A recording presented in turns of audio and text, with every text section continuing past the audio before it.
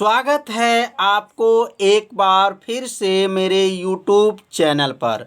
तो आज क्लास 12 के रसायन विज्ञान अभ्यास 5 अभ्यास का नाम है पृष्ठ रसायन में आज हम लोग पढ़ेंगे द्रव विरोधी कोलाइड तथा द्रव स्नेही कोलाइड में अंतर। तो यह अंतर हमेशा परीक्षा में पूछा जाता है, इसलिए इस अंतर को आप सभी विद्यार्थी तैयार कर लीजिए। तो सबसे पहले इस हेडिंग को अपने कॉपी में पहले नोट कर लीजिए और दो कॉलम जो है बना लीजिए। पहले कॉलम में द्रव विरोधी कोलाइड और दूसरे कॉलम में द्रव स्नेही कोलाइड लिख लीजिए। अब उसके बाद से अगर द्रव विरोधी कोलाइड का जो अंतर है जो लिखेंगे, इसमें थोड़ा सा ध्यान देंगे तो अंतर क्या है लिख लेंगे आप।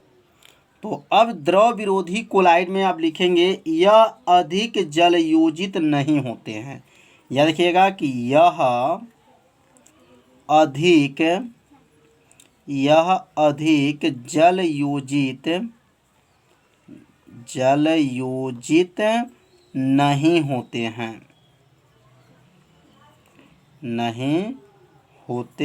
हैं।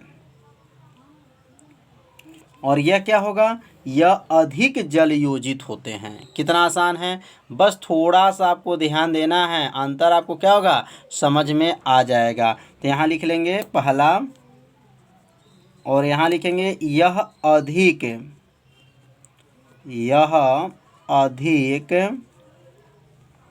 जल योजित होते हैं।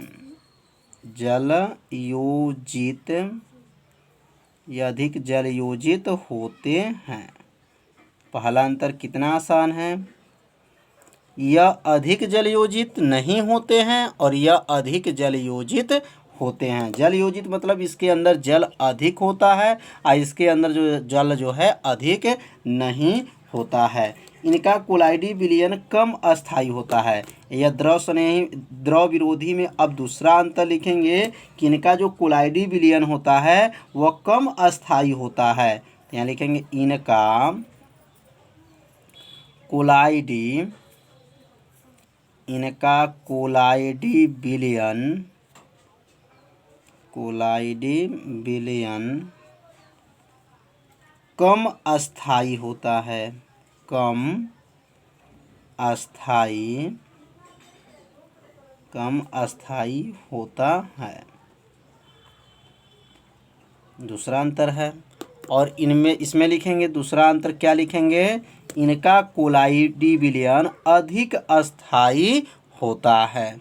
बस जहाँ कम है वहाँ पे क्या लिखेंगे अधिक।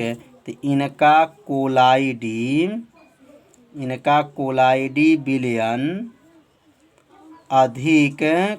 विलयन अधिक क्या है अस्थायी होता है।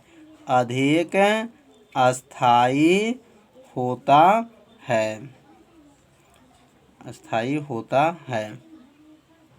तो बस थोड़ा सा ध्यान देंगे तो आपको अंतर क्या होगा याद होता जाएगा। अब तीसरा अंतर समझेंगे द्रव विरोधी कोलाइड में कि इनकी श्यानता परिक्षेपण माध्यम के श्यानता के लगभग क्या होती हैं बराबर होती हैं। तो यहाँ तीसरा अंतर अब लिखेंगे इनकी श्यानता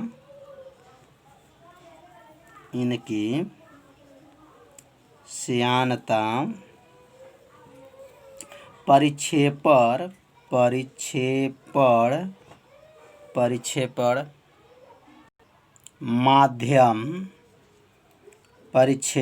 माध्यम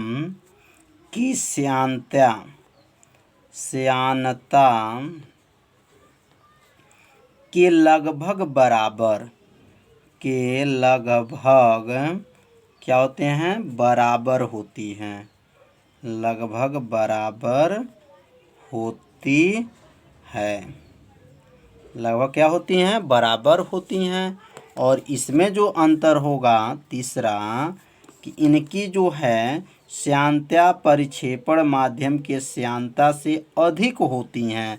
बस जहाँ बराबर होती हैं वहाँ पे क्या लिखेंगे अधिक होती हैं। तो यहाँ लिख लेंगे इनकी श्यानता इनकी श्यानता परिक्षेपण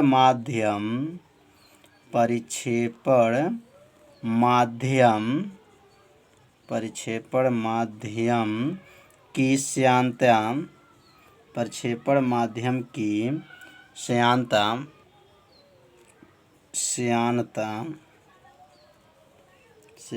से अधिक होती है।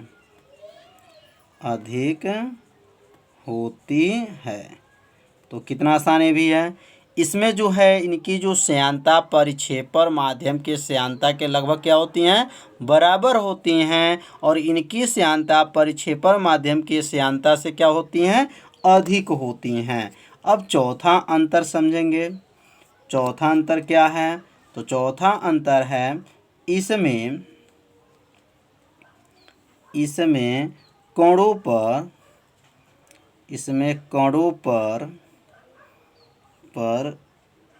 एक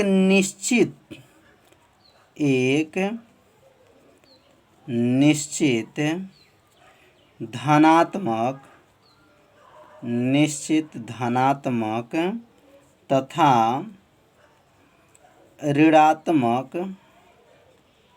धनात्मक तथा ऋणात्मक आवेश होता है। तो इनमें लिखेंगे, इसमें कणों पर एक निश्चित धनात्मक तथा ऋणात्मक क्या होता है, आवेश होता है। और इसमें लिखेंगे इनके कणों पर बहुत कम या शून्य आवेश होता है। इसमें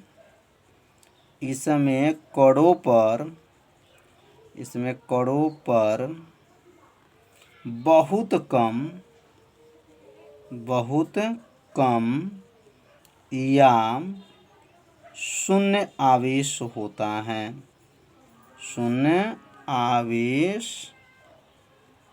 होता है।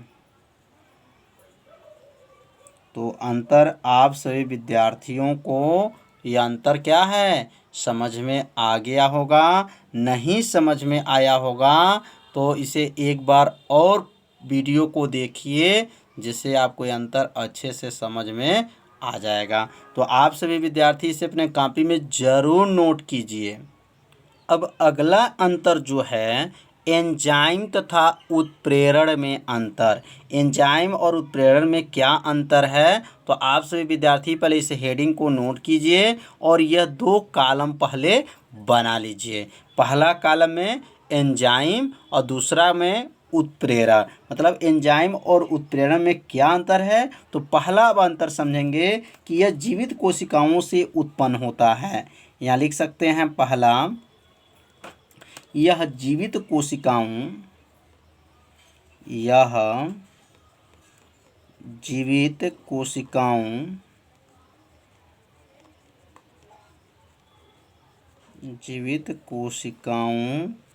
से उत्पन्न होता है।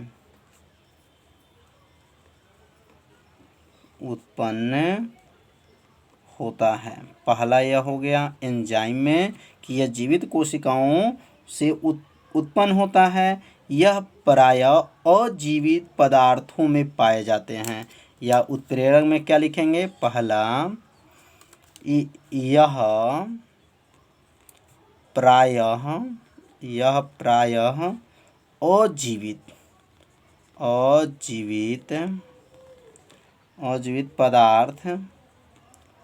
अजीवित पदार्थ में पाए जाते हैं। पहला अंतर आप लोग को अच्छे से समझ में आ गया।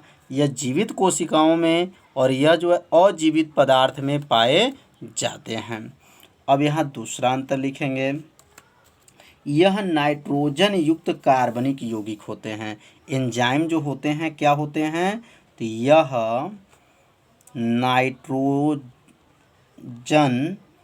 नाइट्रोजन युक्त कार्बनिक पदार्थ होते हैं। कार्बनिक यौगिक होते हैं। कार्बनिक क्या होते हैं, यौगिक होते हैं। तो दूसरा अंतर भी समझ में आ गया कि ये एंजाइम जो होते हैं वह नाइट्रोजन युक्त कार्बनिक यौगिक होते हैं, और यह जो होते हैं, दूसरा इसमें अंतर होगा, यह कार्बनिक तत्व अकार्बनिक, यानी लीजिएगा यह अकार्बनिक तत्व या उनके यौगिक होते हैं। उनके क्या होते हैं? यौगिक होते हैं। तो यह जो है कार्बनिक यौगिक होते हैं, तो यह क्या है? अकार्बनिक तत्व या उनके यौगिक होते हैं। दूसरा अंतर हो गया। अब तीसरा अंतर क्या है? तो तीसरा अंतर ध्यान देंगे, यह प्रायः सह एंजाइम उपस्थित में ही क्रिया करते हैं। तीसरा यहाँ लिखेंगे, अब यह प्रायः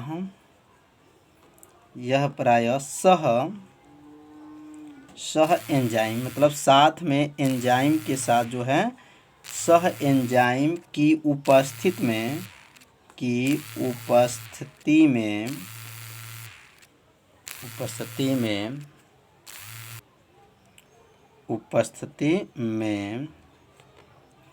ही क्रिया करते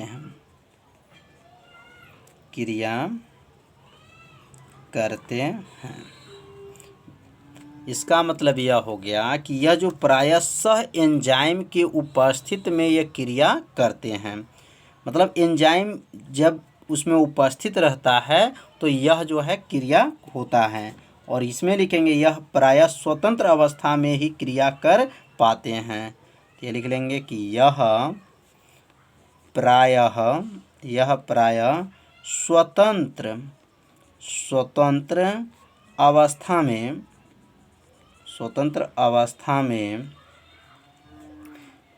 में ही क्रिया कर पाते हैं। ये स्वतंत्र अवस्था में ही क्रिया कर पाते हैं। चौथा हो गया, इनकी क्रियाशीलता पराबैंगनी किरणों से नष्ट हो जाती हैं। मतलब इनकी जो क्रियाशीलता है, इनकी क्रियाशीलता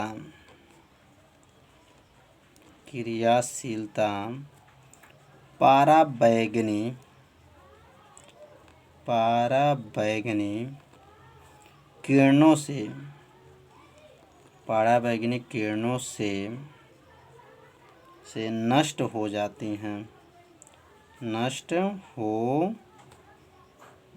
जाती हैं। यानी इनकी जो क्रियाशीलता है पराबैंगनी किरणों से क्या हो जाती हैं? नष्ट हो जाती हैं, और यह पराबैंगनी किरणों पे कोई प्रभाव नहीं पड़ता है। अब इसमें लिख देंगे इनकी क्रियाशीलता पर मतलब कोई प्रभाव नहीं पड़ता है, या आप लिख सकते हैं कि पराबैंगनी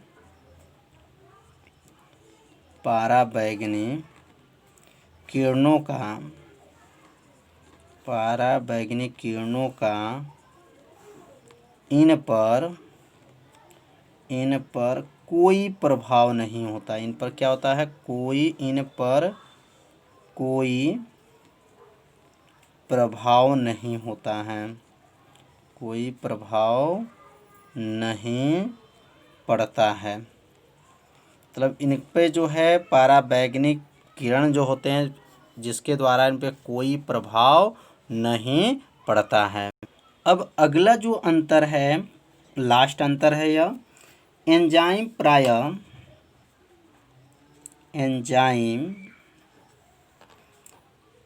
प्रायः 25 डिग्री सेल्सियस से 37 डिग्री सेल्सियस तक अधिक क्रियाशील होता है। अधिक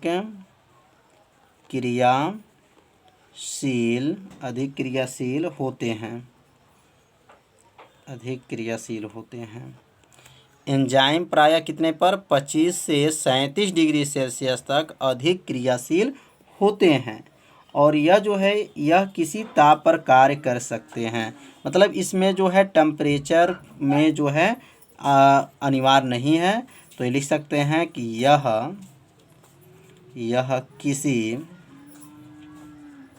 यह किसी भी ताप पर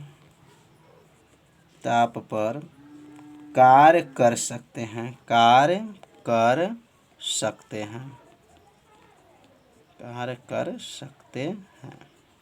तो यह अंतर आप लोग को अच्छे से समझ में आ गया होगा। तो आज हम लोग पढ़े हैं द्रव विरोधी कोलाइड और द्रव स्नेही कोलाइड में अंतर, और एंजाइम तथा उत्प्रेरक में अंतर आज के वीडियो में बताया गया। तो आज का वीडियो कैसा था, आप सभी विद्यार्थी जरूर कमेंट कीजिएगा, वीडियो को लाइक कीजिएगा, और चैनल पर आप पहली बार आए होंगे तो मेरे चैनल को सब्सक्राइब जरूर कर लीजिए, क्योंकि आपके लिए ही यह लाइव क्लास को चलाया जा रहा है। तो आज इतना ही। तो कल मिलते हैं शाम को 7 बजे। तब तक के लिए सभी विद्यार्थियों को नमस्कार।